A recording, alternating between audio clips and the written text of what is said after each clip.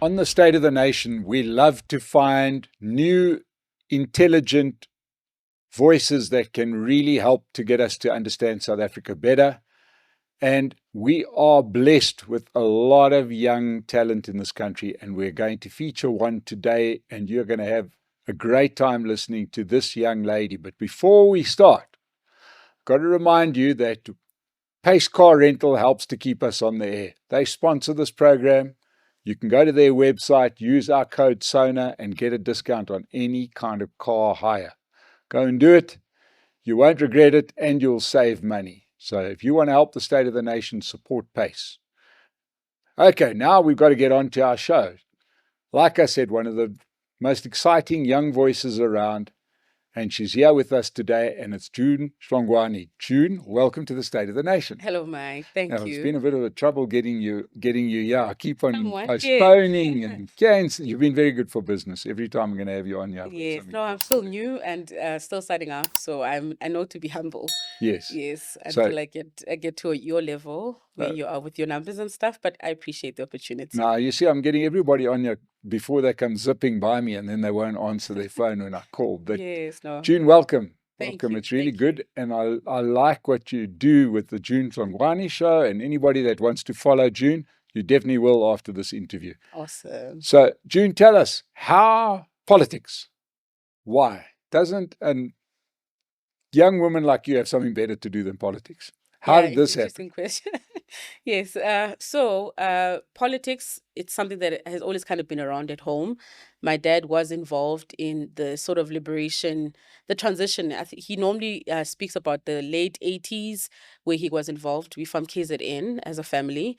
So there was always that. But I'd say the sort of deep connection started off with load shedding. That was sort of like the first thing that kind of woken me up. And I just thought to myself, okay, cool. What's really at play here?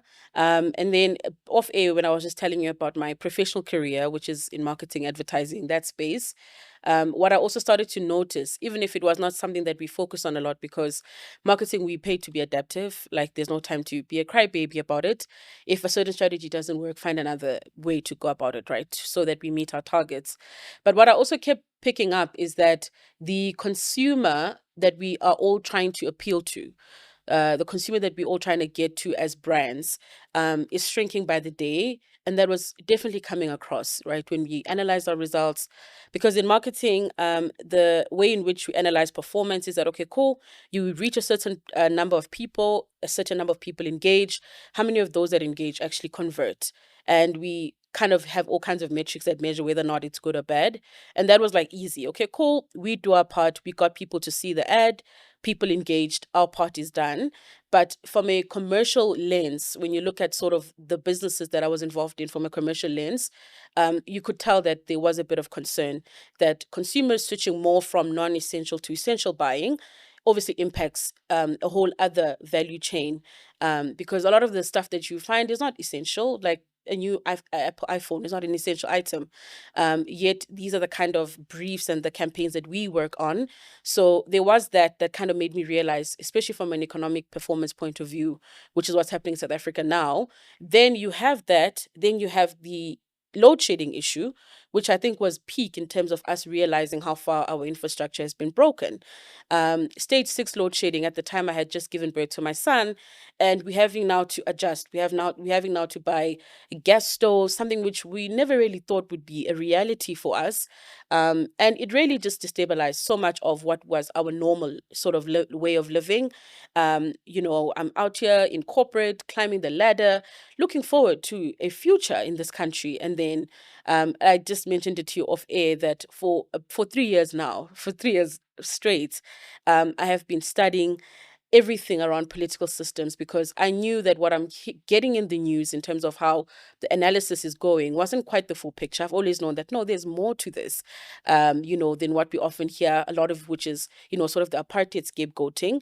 I knew that wasn't quite what I wanted to hear. And then I just went in, I started investigating. And then 2 years in, my husband friends encouraged me to get in front of a camera, put a mic in front, and just share my thoughts. Which, if you follow my podcast, you'll realize that it's a slightly different take on the issues. And I own the fact that it's more of an upstream type of commentary, and that sums up why the politics. And it's become a passion. It's become a passion. But it didn't just start there. You were telling me off air that you were at university during the FeesMustFall time. Correct, yes. So there was that stint. I was in SRC at the Northwest University. I held 2 positions before graduating. And then at that time, like I did mention off air, because it's such a quick process from when you put your hand up that you want to be part of the SRC, and then it's elections, and it's so much fun. Like, it's a lot of energy. Students are really involved. You've got the SASCO presence, EFF Student Command, the DA, I think they call it the Yes. DA DASO, yeah, student organization. So you have all of these things playing out, but it's not in the way it is in the real world. It's not violent or anything like that, even if there's contention. So there I was, and then I kept kind of having the reference of my dad when he used to tell me about his stories, moving from Wembesi to eThekwini when he was still an activist. So I felt like I was just living my dad's dream. I'm like, there I am, and now I have to go deliver my own manifesto, so to say, to get elected. So that was great energy. But, at that time, because of how things happen and how quickly it happens, because at the end of the day, my primary focus at the university was to get an undergrad degree. And then now when it switched over to the SRC thing, which was like a side hustle, I had never really had time to understand political systems, to understand ideology. At the time, it was the new thing, the FeesMustFall protest, and it was happening all over the world, the country. It was rapid news attention, and there was, I just went and thought, okay, cool, I'm going to support this movement. It makes sense, that fees must be free and people must get into school and all of that. And that was quite an interesting experience, yeah, which I guess was also an introduction to politics in a way. But the reason I don't really regard that time is because I really didn't know what I was doing. So I look at that time as though, okay, well, that was an interesting experience. I got to work with students. I got to travel.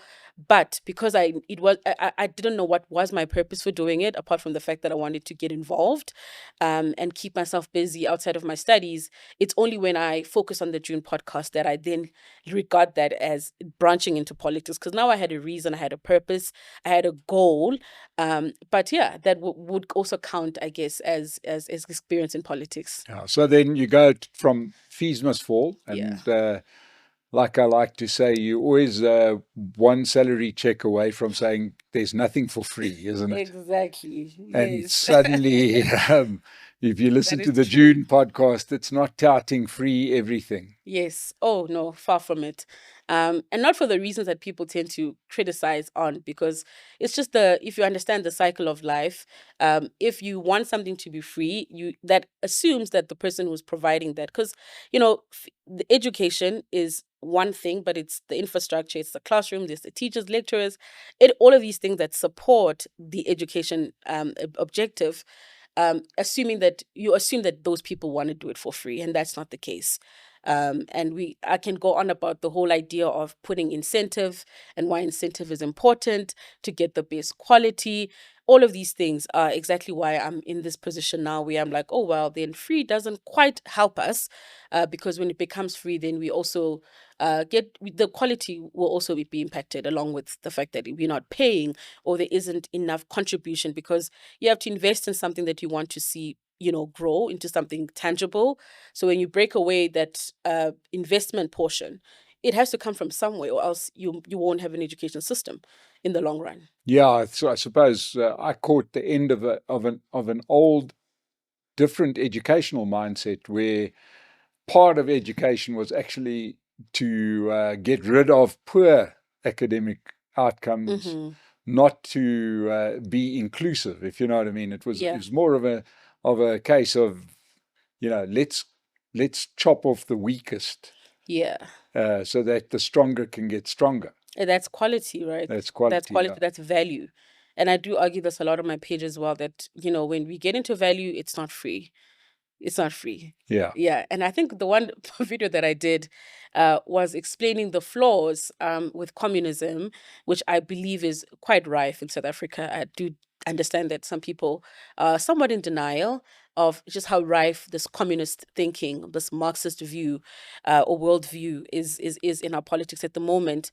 And I argued that, well, at some point people get so good at surviving, like we become so good at it, that we want more, right? You want a bigger car, you want to move from KZN to Gauteng to pursue a career. One moment I'm all about this, next thing you want to go to a different company. That is sort of the natural order, the progression in life. And I think it was another quote where they speak about happiness being the pursuit of happiness. As they don't say the goal for humans is to achieve happiness, but they say the goal is the pursuit of happiness, meaning we are constantly pursuing something. I'm messing up the quote. Yes. But the point is that the pursuit of life is what keeps us going, what keeps us energized.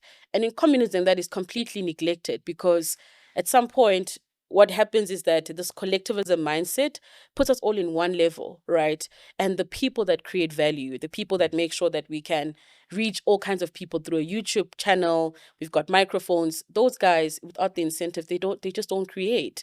And when those guys fall off, what do you have? You have people just surviving, moving from one tree to the other, and just going to the well to get water, back to the tree where they getting the shelter. So all of this beauty, and I know it has come with a lot. There's a lot of controversy around developments and infrastructure and all of that. But I do appreciate where we are in 2025 versus where we were once upon a time. And I do understand that, there's controversy along the way.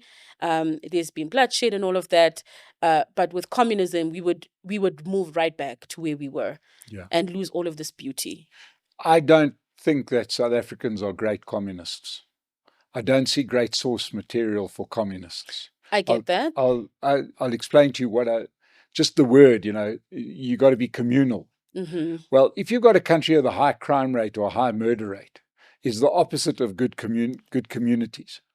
Right, because in a good community, everybody would respect the other people in the community. Therefore, you wouldn't steal their stuff. You wouldn't murder them. You wouldn't have gender-based violence to the degree that we've got. They've always got outliers. You've got a certain number of bad human beings in any society. That's fine. But we have got quite a individualistically driven society. I get that, and I've never seen it being any different. I don't think there ever was a time where we had this wonderful, respectful communal life. I think it sounds nice when you say it, but I don't think it really happened. Yeah, I get that. And you're right. Probably that's human nature, right? I don't think it exists anyway. I think if you look at, for example, in Asia. Apart from our families, right? Because that's probably, There's people that are highly respectful of one another, and that's probably why, to the degree that communism has worked anywhere, to the degree it has been a little bit in China, really. Yes. Where there's deep respect for your fellow man. Here we've got almost no respect for our fellow man. I mean, you just look at your average taxi driver. He couldn't give a damn about who's waiting at the it's quite intersection. So therefore, just accept what we've got, which is we've got a whole bunch of capitalists, a whole bunch of me firsts. Exactly. That's a very accurate observation. Because if you just have to drive around to understand that it's a dog-eat-dog world, that's how some people describe it. And I think the reason I class things as a communist sort of direction is if you understand how people interpret politics, it's leaning on that. And the reason why I've actually understood this more in depth in the last few years is that the way in which our politicians set up the systems, and backed up by the analysts, right, is to kind of position this thing by saying there is someone out there who is responsible for you not performing at your peak, you not getting to your objectives, right? Because life comes in cycles. So there has just been this active sort of idea that the reason why, for example, the top 1% is still not Black people, but instead it's white people, that agenda is exactly why then people end up now following a Marxist thinking, right? Because the Marxist thinking says, well, it's not the decisions you're making, it is the bourgeoisie, right? They are the ones that bring this capitalist thinking, and at its core, capitalism is exploitive. They just want to take from people, rip you off essentially. And that is sort of where I think we stuck. But I don't think people realize that in as much as we don't all start at the same level. For example, you might come from a background where your father was a businessman, therefore you had the background in terms of business, versus myself, I don't come from a business orientated family. Then now when I want to get in and start winning, I look at you, because it's also comparison. We do that a lot. It's human nature. But now we're not comparing ourselves to say, how do I get to where Mike is? How do I compete at Mike's level? When the comparison happens, it's now where the politicians have found the most perfect scenario, that when you compare a black person to a white child, Ramaphosa does this all the time, the white child is ahead because they are exploitive, because they keep all of these things to themselves, because of this and that. And I think people are just kind of locked in that system. And I'm probably not doing justice in terms of explaining how it actually happens, but I think that's what I mean. Yeah, I can help along with that because it's come to my mind recently, Yeah. and that is that I interviewed the BEE commissioner Mm-hmm. that people can find on the channel. Quite an interesting conversation. Yeah. What was interesting about that is before we were off, he said, "What are we going to be talking about?" So I said, to be honest, this is going to be quite rough because I'm not necessarily one of the biggest fans of the BE mechanism. Mm-hmm. And it was a pretty rough interview. If you haven't watched it yet, it's on the State of the Nation channel. But all of his examples of privilege, if you want to call it that, Yeah. were based, I presume, on Johan Rupert's children, as if we all had Johan Rupert as a father if you're white. Not the fact that that represents a small fraction of the white population that's got parents with limitless money, and you grew up in a mansion and you had access to capital if you wanted to start a business and so on. Yeah. Right? For the bulk of people, you operate much like any middle-class society. The difference being that our parents were incredibly involved in our education to ensure that we had education. Which seems to be the problem as I see it in the country. Not necessarily the education standard, but the parental pressure that it takes. You've achieved educationally, and I presume that's not necessarily because you were at the best private school, but because your parents were behind you. Your parents were behind there saying, "I want to see your report." Yeah, and I agree with the notion that the greatest privilege is to be raised by two parents. Yeah. And that's why I regard myself as a privileged Black woman, because I had mom and dad in the house. And, they've kept it going till this day. And when they raised us so well, but now that we adults now and pursuing families and all of that, they've become a good reference as well in terms of, marriage and all of these other things, which are important. Because now we need to continue, sort of pass on what we learned from them. But if I then take a different path and then do not, have children in a family that is structured, my kids are going to have a different outcome to mine. So because of their influence, I've also understood why it's important to preserve sort of the structure. And all of this is happening outside of money, outside of gain at all. It's just mom, dad, child, mom, dad being responsible for the child, looking after the child, playing their role, asking for the report card. My dad, there was it wasn't even a curfew issue. Like, we just couldn't go anywhere. That was my father. Like, where are you going? This whole thing of saying, I'll go here, but I have a curfew. You couldn't go anywhere. Just never mind curfew. And, that was just his approach. Very strict. But here we are now, and I'm replicating what they've done because I'm like, oh, well, this really seems to be effective. It stops a lot of problems. I don't have to be driving my kid, who's now a young teen. I don't have to worry about driving her anywhere. You just don't go anywhere. If I'm not there, you're not going. That's just my stance, right? So that is the greatest privilege. But if we overlook those things and only look at, for example, the Rupert example, and only look at the fact that they had the money, they had the houses, they had the cars, hey, privilege comes in many forms. And also the form that it comes in, which anyone can access, is a strong home with the right values. Everyone can access that. It's a choice that we make. But we overlook all of those things because, sort of the way Marx his view of the world was that the only thing that we need to make sure we get out of the system is this bourgeoisie. They must go because they just want to exploit. And now everyone just gets so fixated, and people are just going along with this notion, because it kind of makes sense that, oh well, I criticized Mike G the other day, when I was watching his show, where he keeps saying, yeah, it's this whole colonial thing, that's why we're in this position and all of that. And I'm like, but how do we move from 2025? We skip all the way to, say, the 1940s. Between then and now, a lot has happened, a lot has changed. If we want to now look at events in history that have influenced where we are, why don't we take the issue of load shedding? That's a moment in history that has had a dire impact on businesses and all of that. Why do we skip right here and go all the way there? And that's when I realized that this is not happening organically. People are not just doing this because it's true. They're saying these things because there is an active influence. There's an active sort of agenda, if you can call it that, that is designed. One, it favors the current regime wonderfully. It favors them perfectly. And I saw Sandile Swana, who you often host here on the Theatre of the Nation as well. He made a tweet that, when you say you want to end white supremacy, that does not mean you want communism. And I was just like, oh, wow, that is so untrue, right? And most people will take that at face value and say, yeah, we just want to end white supremacy. We don't mean we want to end, we want to get to communism. So June, stop with this communism thing. It's not the problem. And I responded to the tweet. I argued with him and I said, well, let's first understand white supremacy and the ideology around white supremacy, which is essentially the end of private ownership, private property, because anything that's around white supremacy is saying that the systems are only designed to favor the white man, right? The financial banking systems, the business sector is only designed to favor the white man. And what does the white man, what's their mechanism? They protect property, they protect, they want a strong economy. It's capitalism, right? So if you're saying we want to end white supremacy, but we don't really want to bring about communism, how do you get there without involving the state in a massive way? Because you would need the state to pass laws that would end white. Because if you take away property rights, that is one way in which you can get white people out. Yeah. That is one way you can destroy white businesses. You'll get anybody out with talent.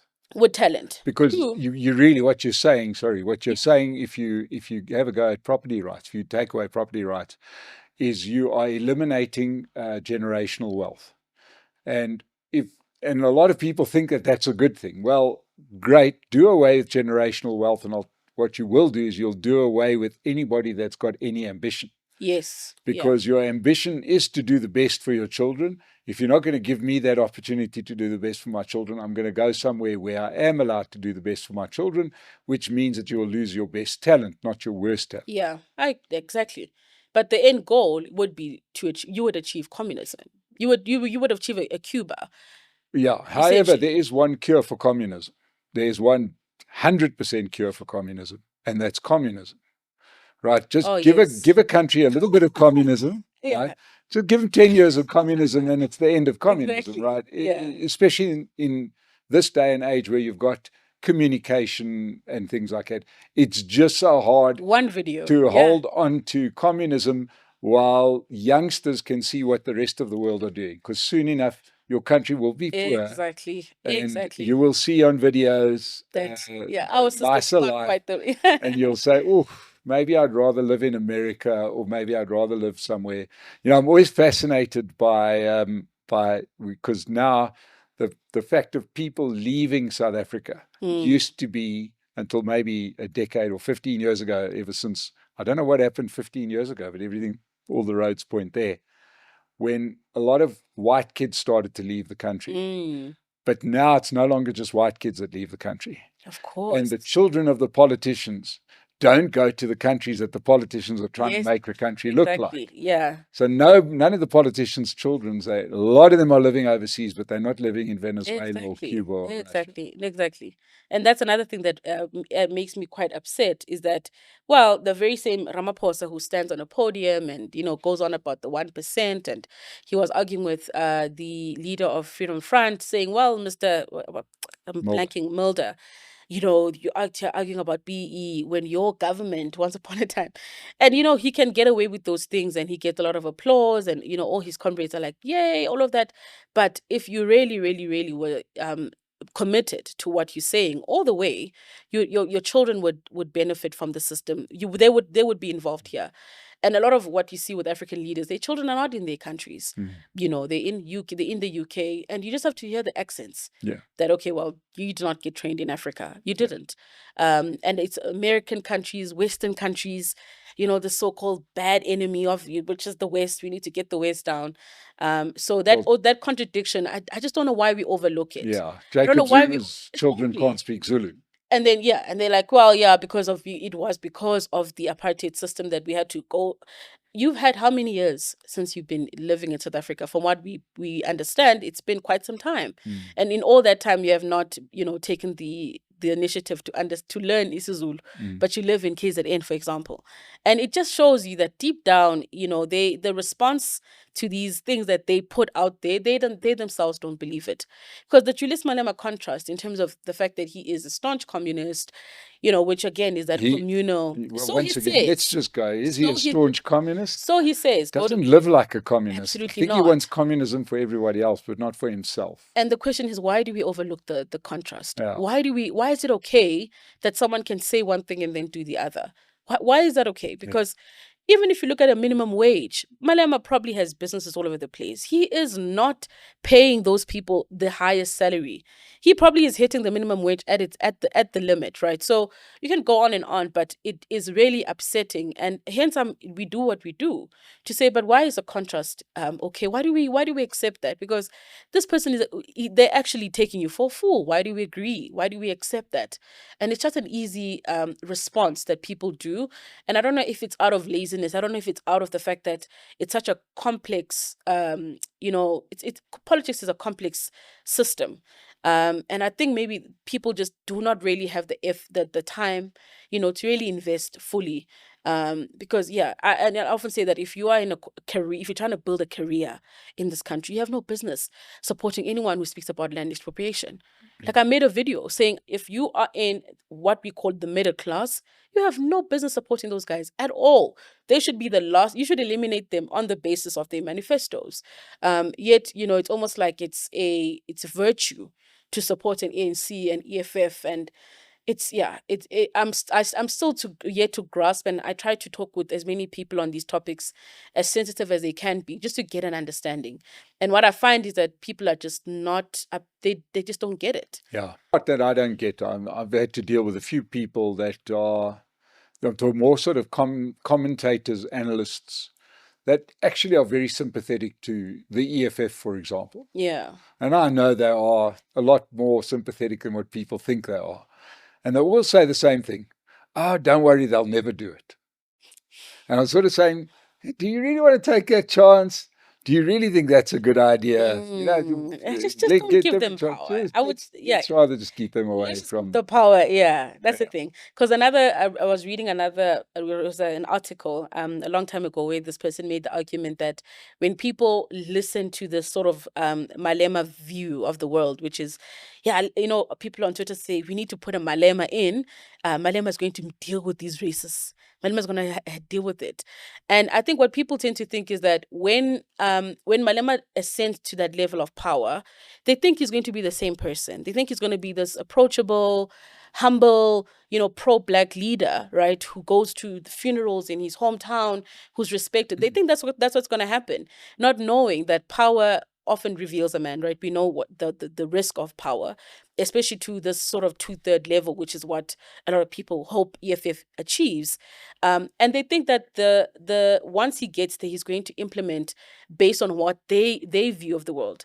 When Malema gets into his position, and now he wants to nationalize banks and nationalize mines and expropriate the land, he's going to have to be a totalitarian, authoritarian, dictator type of leader. He won't have any other choice, because Mugabe, his legacy is tainted for many reasons. Why? He went all the way. He expropriated. He got it done. And the aftermath, he probably once upon it, I hope at least in his last days, at least, I hope he reflected on the fact that, because a lot of people he's cost a lot of people a lot. Hence, there's now Operation Dudula, getting Zimbabweans out and all of that. it started somewhere. And I like the video that you did where you explained the Mozambican way of achieving, or Mozambican way post-independence versus the Zimbabwean way post-independence. And you can point exactly to where it went south. It is when Mugabe decided that he's going to take back the farms. And, take away the fact that the farms are white owned, right? Everyone understands that you do not just transfer an entity from one person to the other. You build an entity. Entities, it's almost a spiritual thing. Hence, a lot of people, when they move on past, they pass on, their children just do not pick up and do the same thing that they did. Some can keep it going for some time. There's reference of that all over the world, where, once the business moves from yourself to your child, it can still stay running, but it will never be to the extent that you did it. And just understanding this concept alone, you can see why reallocating the farms, as what happened in Zimbabwe, was a problem. Then there came the famine, there came the hunger, everything collapsed to this point where we are now. So that's just something that I want to stress, that when you look at this utopian idea that the EFF is selling, trust and believe when it's time to implement. Now he's got power, right? He won't be negotiating with people. We certainly won't be able to sit here like this and criticize the contrast of his lifestyle versus his ideology. He will, first thing he's going to do is to shut these kinds of platforms down, because you're going to just give him a whole lot of stress. And I always say, you have a population of 63 million people. Good luck. We're trying to distribute fairly and all of that. And I always just ask myself that, do we say that the redistribution of land for housing purposes, is that the real problem here? Or is a problem around housing the fact that people are trying to live where they can access opportunities? Just make sure there's a ton of opportunities. Because if you go to the Eastern Cape, go to KZN, there are areas that are just, left like that. You could see that once upon a time there was a house, and, you can just, the structures are obviously to the ground now. But are we saying that the problem is housing? That's why we need the land. What is the problem? If anything, it's the fact that people are all now squashed in this one city, city of Joburg, because they just want to get access to opportunities. That's what people really want. They want to be able to live close enough to where they make money so that they can be able to take care of themselves. For me, that is the only, what else about land? And the moment you take the land in the way that they say, you lessen the opportunities, you lessen access to opportunities. Then what do you have? You have people living in wonderful farms with no food to eat, for example, right? But hey. So now, June, moving on, what do you make of the commissions of inquiry? They've been dominating much of the news recently. And boy, are we getting some information out there. Yes, and I'm guilty here because I haven't really been paying too much attention. I've just been getting the news as I go. Bonsai has been excellent. He's been doing excellent deep dives. SMWX as well. They often stream from the, is it in Parliament now? Is it maybe? It's true. There's one Parliament and Madlanga, the two are yes. But I have an understanding of the background and how we got here. And I think it was Bonsai who said that even if the commission doesn't lead to, a desired outcome, i.e. people in orange overalls or whatever, what we need to also appreciate about the fact that this information is out there. And I tend to agree with that view, that now these revelations are stuck in people's heads. People keep going back to what Begitele said here, what Breitenbach, the question she asked here. So I think that's the positive. In terms of like the in-depth background, I haven't really quite been following because it's every day and it's hours and hours of content to sit through. But yeah, and it's good that it's topical. It's good that it's out there. And agreeing with Bonsai that people must really take note of what is actually happening in the background. And I hope that people can take all of the revelations to help connect the dots in other aspects. Because I did a video, it actually went this morning at the time that we're recording this, looking at gender-based violence, because gender-based violence, there's now this drive to just protest, right, in order to solve it. But if you go just a step further in understanding the cycle of GBV, you get to police and justice. That's where really the make or break, that's the turning point in terms of stopping the cycle. Not completely, because, people, humans are humans. There'll always be some outliers, like you pointed out. But the police and the justice phase is critical.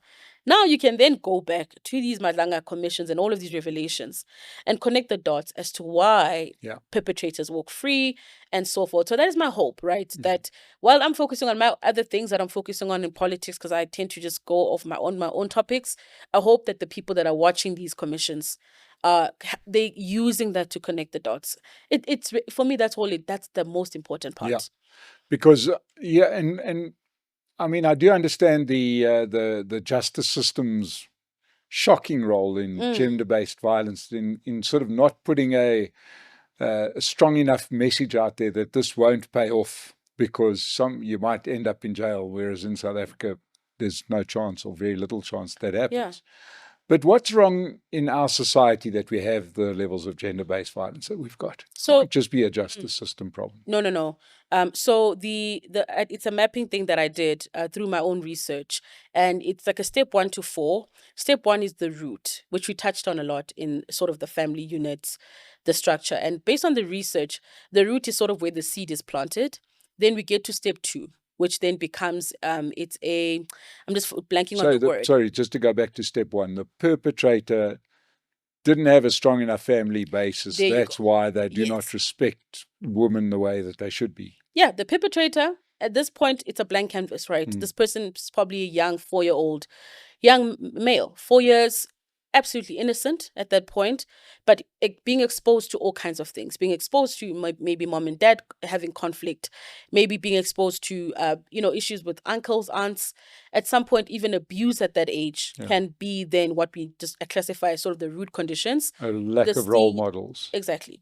Access to education, neglect, because there's also a lot of that. And I see this in my own personal, my exposure in my personal life around me, that, the issue of kids, it's such a big responsibility. A child is a huge responsibility. And there are a lot of people that neglect children. 4 hours, 5 hours, you do not know where the child is. That is a problem, right? Because 4 hours is long for a child to be violated, for a child to be hit by a car, God forbid. But these things are happening, right? And that's what we can then say is a root cause. Then we move into where the root, or at least where the perpetrator, then these seeds are planted, become a behavior. Now, Mike is 15, 16, starts dating, and then starts exhibiting jealousy, which then becomes toxic. Mike is controlling. Mike is violent, So now we can then say this is now a graduation of the root that's now the seed, because of all of the break in the social construct.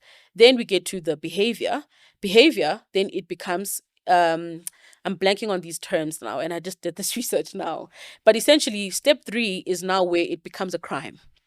So you are now physically assaulting people, you are sexually assaulting, all of these things, which are, according to our justice and our law, all of these things are you breaking the law, essentially. But then when we get from step 3 to 4, where I then say, okay, cool, police and justice are critical. Police and justice then need to deal with the fact that this person is committing a crime, right? The rehabilitation approach that we've adopted in our correctional service. But when this breaks, when the police and justice break, researchers say that the cycle graduates into another level. If your police and justice system are strong, you break the cycle. And that's the argument. Hence, I put a lot of focus on policing and justice, taking into consideration that there is a point 1 to 3. I'm well aware of what that impact is. But then we get to step 4, which is now where everyone relies on a police and a justice system. But what's happening with Madlanga is showing us exactly why. And it's kind of interesting, easy to also link the fact that perpetrators of gender-based violence, punishment, like you said, can also act as a way to break the behavior, save the victim, right? But if those things do not work, if people are not kept in prison, because which is what Thomas Sowell, who I've read a lot of his material, he argues that you have to use your policies. You have to link your policies to a tragic view of humans, right? You have to understand that people are flawed, people are capable of evil. In a society where male, female, there's that vulnerability in terms of physical strength, you have to have laws that when people break the law, they have somewhere to go. That's it. It's not to say that people will not try, because what we tend to do a lot with, these sort of left politics is that it's an utopian view of the world where you assume that, well, we do not really need to go as far as having a death penalty. people that commit murder, I don't know, what do we think people won't? Because if you think that such measures are unnecessary, we just have to go look to Botswana, for example. They have less crime problems than we do because they act harshly. So it's all a blend in terms of like the justice and the role that it plays. But I do support the argument that if your policing and justice are strong, you break the cycle. You don't completely eradicate it because people will keep making mistakes. Victims don't report. We know of all of these other things that are, linked to the psychological damage. But if at step 4, which is what a lot of people then just want the guy to be, victims say, can he just stay in jail? But if that's not happening, the cycle just keeps continuing. Yeah. And then just to kind of go from this research that I've done, then there's step 5, where, people then lose hope. There's a whole lot of destruction. Step 4, and then step 5 of the detour. Now that our policing and justice have failed, step 5 is where a lot of people tend to, where people are now, which is to say that we need to protest, right? But they don't realize that, oh, well, between 1 and 2, 3 happened, 4 did not work, and then now the immediate response that society then moves into is what they call a collective response, which is to protest, like we're seeing now with the women march that's happening on Friday, on the 21st of November. That is sort of how it normally works out. But, if you neglect that step 4, which is a police and justice, a lot could have happened in that step alone. And in South Africa, you can even add corruption. If you had measures to stop corruption, these centers that help women, that help children, would not be, because some of them even have issues. The buildings are not well maintained. In fact, if it was not the role of private sector, which we tend to see a lot of these women would not have anywhere to go. The economy can also be under that step 4, where you want to break the cycle. But none of those things are happening on the side of our government. Then what people do is that they then think, okay, cool, we're going to go to the streets. We're going to go to union buildings. We're going to march. When in actual fact, what we need is for the system response to be better and to be stronger. But I get it. It's a bit complicated. It's an extremely sensitive issue because I have my own personal references when it comes to GBV, and it's a huge problem. But I make the argument that if we can get our systems to work and vote for systems that are effective, because that's another thing. If we don't vote for strong systems, then how are we ever going to know? Because what is this reference that, what's the benchmark? Because if we benchmark ourselves to the rest of the world, we know we have a problem. But then do the same with our economy. Do the same with policing. Other countries that don't have the same problem, women are safer. That's my argument. Do you see South Africa moving in the right direction? Today, let me think, because this does tend to change. Yes, I do. But I'm also going to add that we must not take for granted the dominance of the African National Congress, not just as a political party, but as a movement that the majority of South Africans have a lot of support for. And I think we should not take that for granted. And if people maybe think, because I have people who are involved in the ANC, they probably think, oh, traitor, whatever, these labels that come. It's not that. I just think that I see right through what is happening, right through the policies, BE. And if we take the ANC for granted, if we take the influence and the dominance, especially on the layman sort of view, the people that are in rural communities, in townships, people who don't understand these things, thoroughly, if we do not realize the influence, I think, we're gonna be here over and over again. Come LGE next year, the outcome will be the same. Come general elections in 2029, 8 or whatever that's coming, we're gonna have the same outcome if we take for granted. And, I often go on my channel about the opposition really coming to the party here to assist us by not just making a good pitch, but you often make the point that just start getting the tactic right as well. You know what I mean? Don't just assume that I'm going to present myself as the right guy for the economy. Start thinking outside the box. And, with opposition, it's just so frustrating, to be honest. And when I was listening to Helen Zille the other day, what actually stood out in what she said is that DA is the only party that has 20% white, 20% in terms of like the representation mix, 20% Indian and all of that. And, I thought to myself that, oh, that's rather interesting. People do tend to go right across, they overlook that completely, and they still want to hold on to the fact that it's a racist organization. Okay, fine, to each their own. But at the end of the day, if you look at this point that, Helen Zille often makes, imagine if that was really the population makeup of South Africa. Imagine if that really was. Imagine if we had a 20% black, 20% white. Would the EFF be prominent? No, it wouldn't, because it would only have one portion. They would not appeal to an Indian voter. They would not appeal to a white voter. They would not appeal to a colored voter, for example, because this so-called black focus, black politics and all of that, it's only because we have the numbers. And we need to kind of move away from that and say, well, we're not just black. We want infrastructure, we want a strong economy, we want to live in safe communities, and start shopping around. That, okay, cool, who can give me that? Because at the end of the day, it's a gamble. I'm all about people really just changing the patterns entirely. I'm for that, as radical as that may sound. Because we've given these guys a chance. I think that we've given them a chance. So let's imagine ourselves outside of just our skin color, because that has a strong, strong, strong benefit to the current regime. Yeah. Yeah. So now let's talk about the role, just in closing, of people doing what you and I are doing. Do you think we're making a difference with the podcasting? Do you think it's being heard? What's your view of where we are at the moment and where this medium is going to? Yeah, I think it's an exciting space. And I mean, because I'm still fairly small, I tend to just support anyone. If I just come across your content, I'm your biggest fan. Just know it. Mike Sham, everyone, Bonsai. And I think with these very interactions that we're having now, where we collaborate, I think it's important. But yeah, the impact is still a bit insignificant, right? If you look at the broader sort of view, we still stumble across a family member here and there who just says, yeah, Malema will fix things. And we're just like, no, have you not been listening to my podcast? So there's still a bit of that.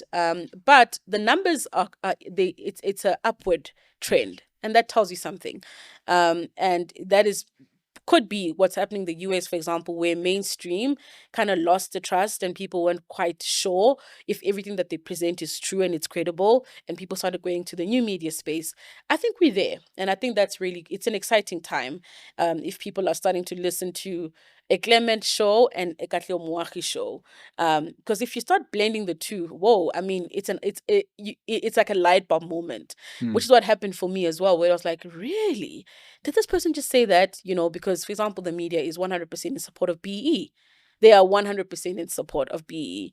If you want to see angry journalists in South Africa, just dare say something is wrong with BE, and they argue, if it wasn't for BE, we wouldn't be where we are and all of that. But, there's obviously a bigger picture to these things. So to answer the question, it's an exciting time. And there are signs that there's growth. Of course, it's still small compared to everything else, because most people just go to ENCA for an update on politics. They then come across a Dan Corder there, who's got his own arguments, which I quite most of the time disagree with him and his arguments. Most people just go to Newsroom Africa and they, kind of just leave it at that and go on about their day. But I think if there's more appetite in content, in politics, in all of these themes, if people get more curious, then we're there. So I think we should keep the momentum, and the right people will find us. Yep. And just lastly, because my husband, he's not really involved in the, media space or anything like that. It's not his interest, but he's my biggest cheerleader. And because growth has been, numbers, they take time. Like there's a moment where you put in a lot of effort and it kind of stays low. So he's like my biggest cheerleader. He's like, no, don't stress, don't stress. And I said to him, you know what? I think it's actually okay. Even if I don't get a lot of views, this is now me encouraging myself. I said to him, likely, I don't see an ordinary person trying to find out about communism. But if anyone researches communism and they find my video, then I know I'm talking to the right person. So I tend to encourage myself in that, saying, the opinion makers that have the platforms, your Anelem Dotas, your Tumi Soles, the big guys, I really hope they are finding our videos, because that's when then you get that sort of, organic reach, because he then finds your idea. Obviously, you're challenging a lot of what they believe, and hopefully they can then take that to their audience. And that's essentially another way that we can mark if, we're making a difference. When the analysts, when the trusted voices start changing their tune on certain things.